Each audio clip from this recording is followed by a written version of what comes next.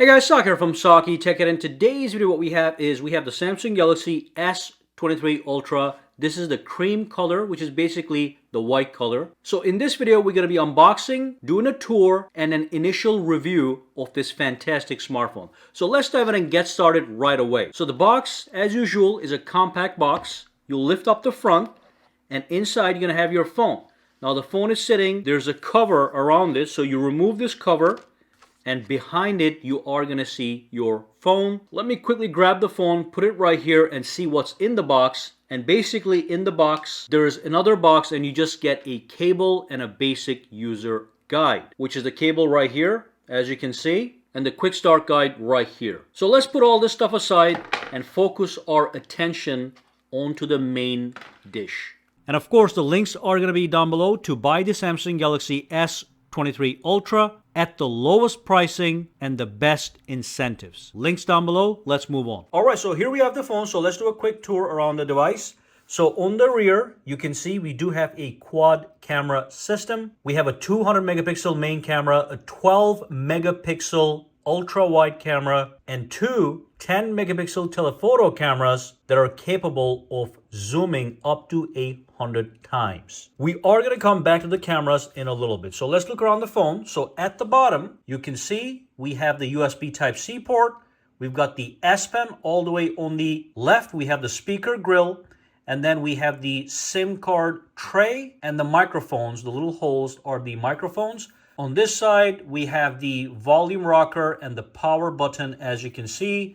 On the top, we have one more microphone. And this side is basically clear. We don't really have anything here. Now, overall, this phone looks absolutely gorgeous as expected. Now, when you unbox the phone for the very first time, around the edges, you're going to have this protective film that you're going to have to peel off. Otherwise, it might look a little bit funny. But once you peel this off, you can see it is crystal clear aluminum frame. You can see we're taking off the one on this side as well.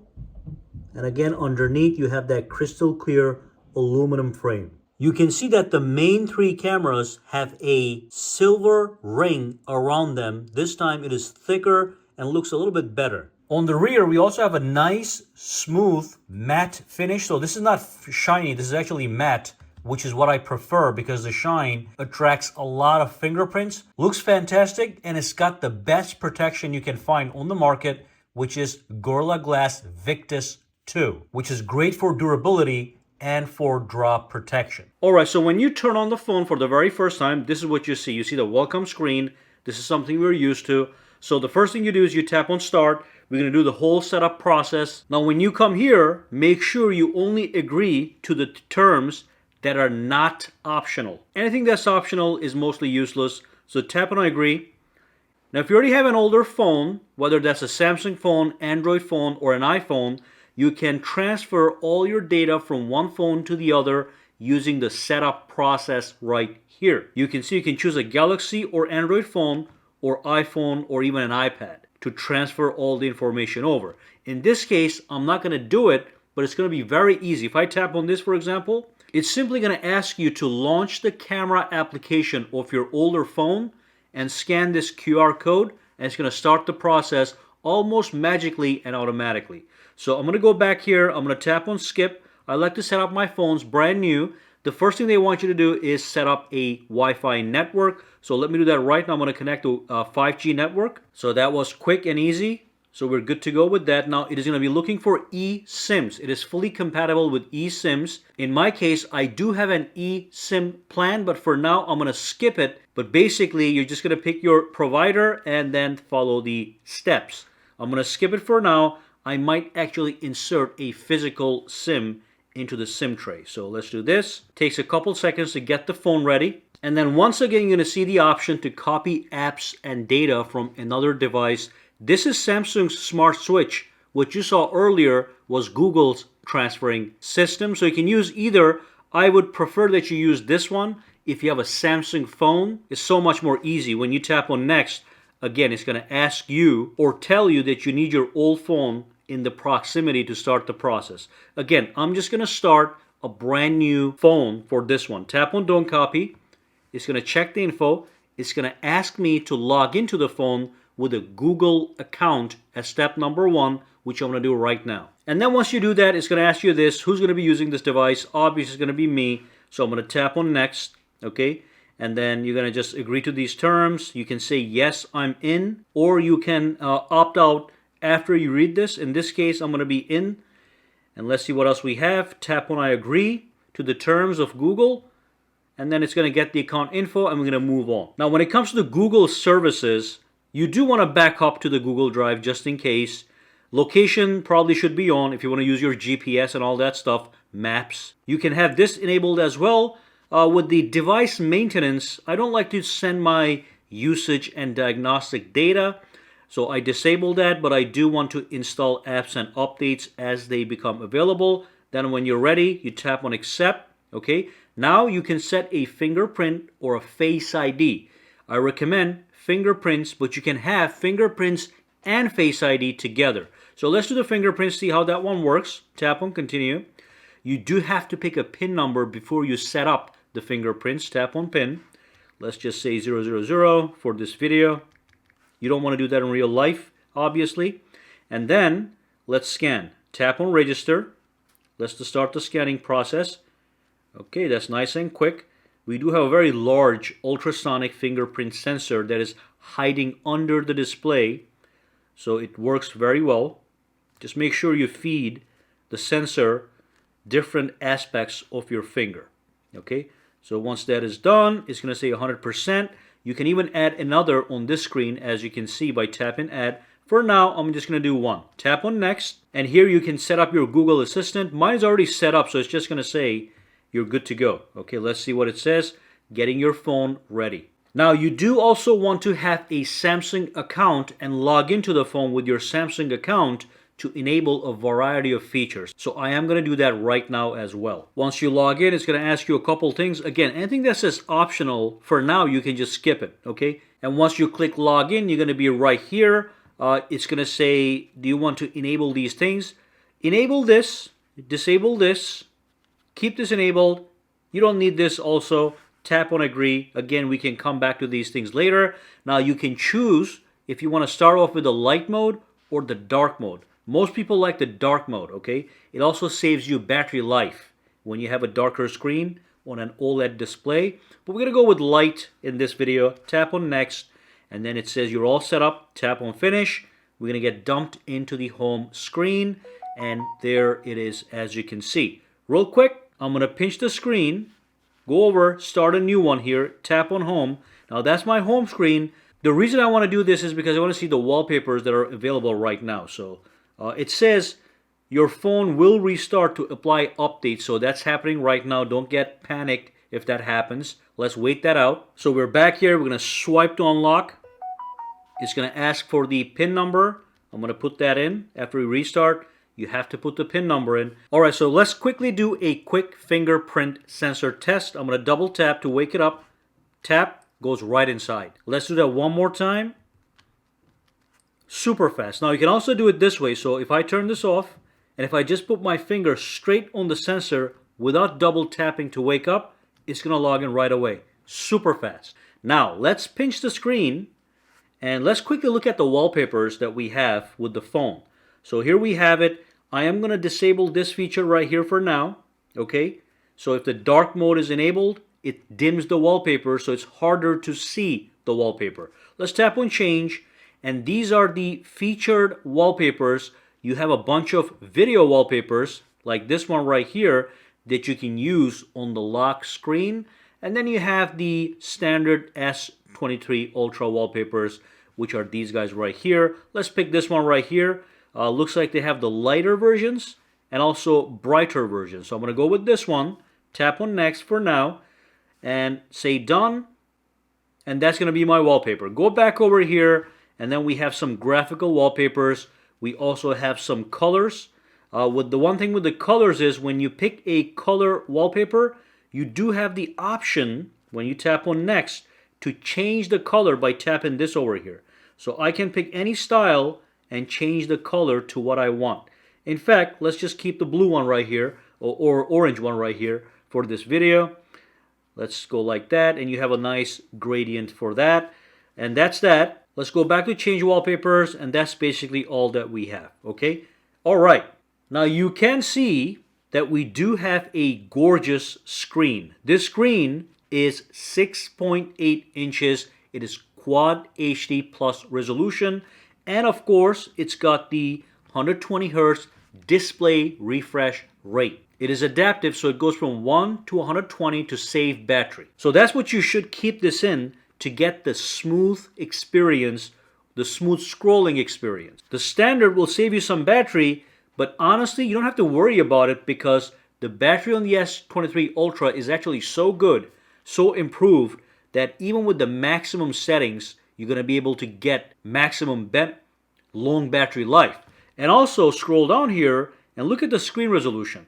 It is in the middle by default. Put this right on the highest, crispiest resolution. Again, because you have that great battery life, you might as well get the best clarity on the screen. Okay, and then I'm going to change the adaptive brightness to regular brightness, bring this to the middle, and we are going to be good to go. That's simply just the way I like to set it up. So fantastic display with great options to customize. Alright, so I want to show you some cool features with the camera as part of this initial review. So basically you have that 200 megapixel main camera, but a lot of people don't understand that you do have to activate that camera to actually use it. So when you launch the camera application, over here, there's going to be a button you have to press, and you can see you have to actually select the 200 megapixel option, or you can select the 50 megapixel option. When you go with this one, that's going to get you the sharpest possible photo. So let me take a photo real quick. Just took a photo.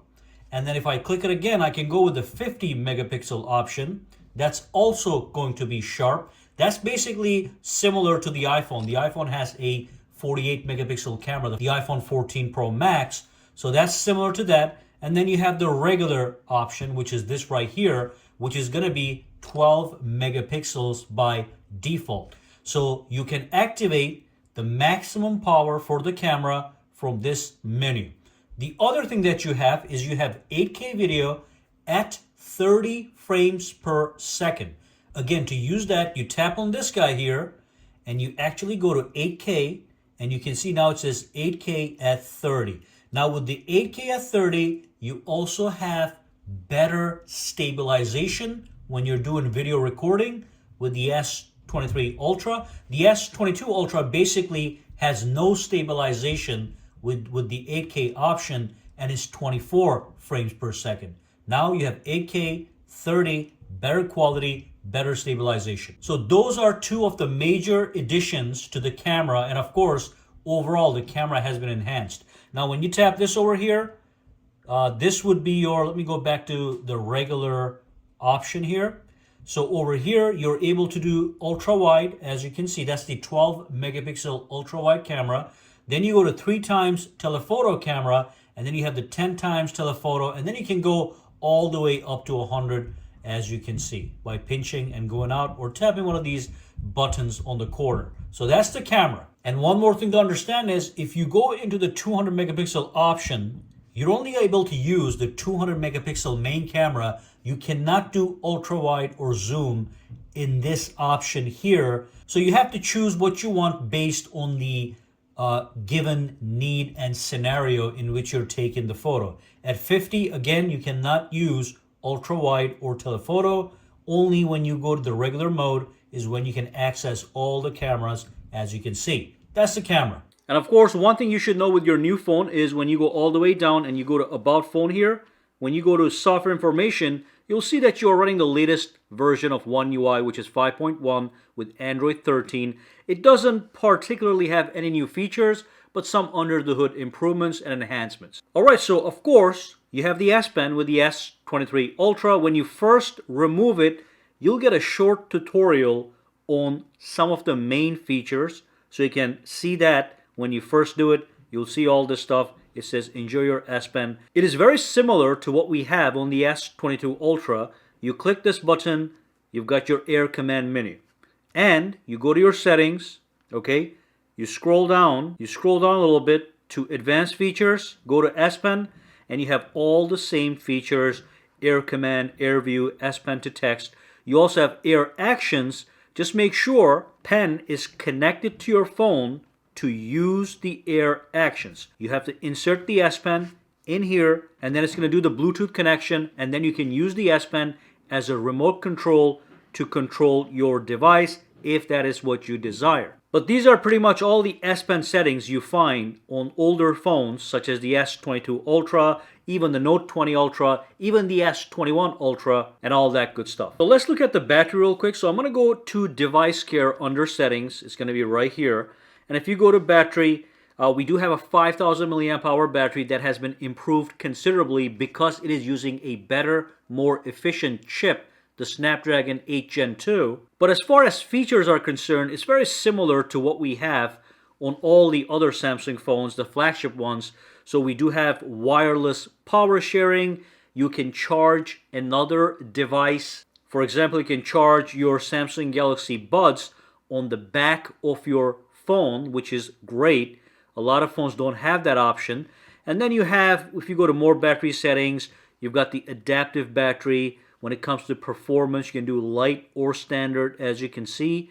And we have fast charging, fast wireless charging. The fast charging is 45 watts fast charging. The phone will charge from 0 to 100 in less than an hour. As far as fast wireless charging goes, that's going to be a little bit longer, up to 2 hours for a full charge. And you also have the protect battery feature, as you can see here. Overall, the menu settings here are very similar to other Samsung phones running One UI 5.0.